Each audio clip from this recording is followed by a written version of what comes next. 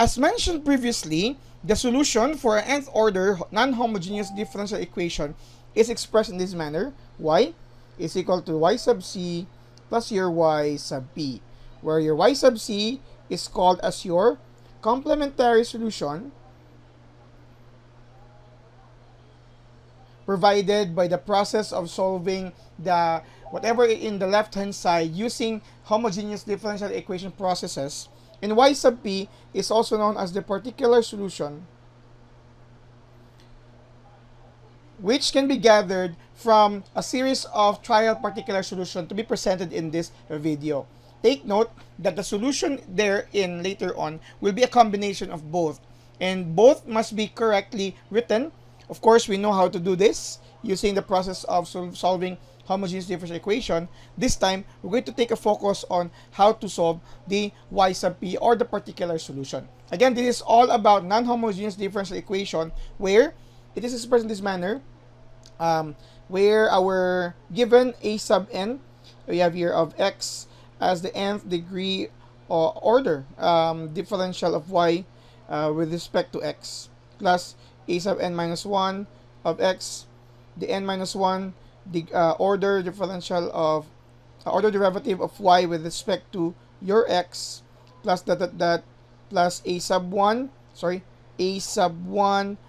x of your dy over dx, plus a sub 0 of xy is equal to g of x. This g of x is not equal to 0 because if it is, that's homogeneous. Now, g of x might be in any form. So it could be a constant function, it could be a linear function, quadratic function, cubic function, it could even be an exponential function, trigonometric function, and any other else, okay? Or combination of both, as long as this is a function of x. So this is, again, this portion here can undergo the process of solving homogeneous equation, which would be intended for y sub c, and y sub p refers to this one here. Allow me to copy here that said table, okay? So this is the table for trial particular solution. It depends now on what would be the expression for your g of x, okay? Say for example, if our g of x is actually a constant function, then our form of y sub p is just equal to a. If our g of x is a linear function, this is its form, and so on and so forth. If our g of x is a cosine, then this is the trial particular solution for, or the form for y sub p. Okay, so we're going to pick something somewhere here and later on connect it with how to solve y sub p. Now, here comes the process for y sub p alone.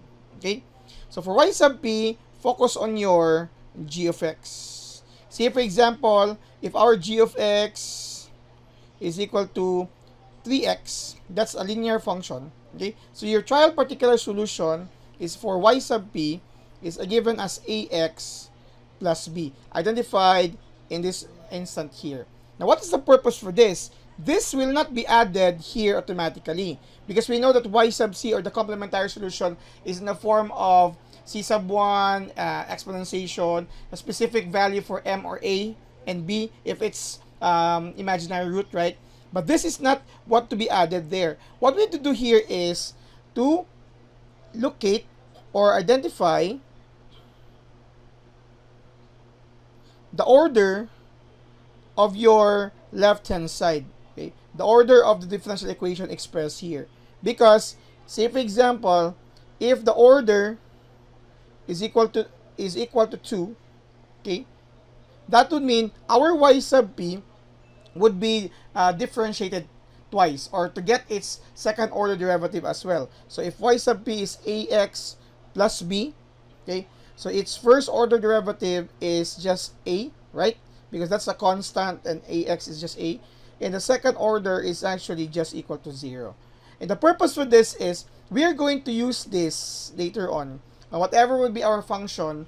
Say for example, our left hand side is actually, you have this form minus 2, the first order derivative, plus 3, y is equal to your g of x intended earlier as, let's say, 3x. So what we need to do here is substitute all of this there to solve for the coefficients a and b intended for this result, and that's for our y sub p. Again, this is not what to be added on our complementary, but we need to identify the specific coefficients for a and b.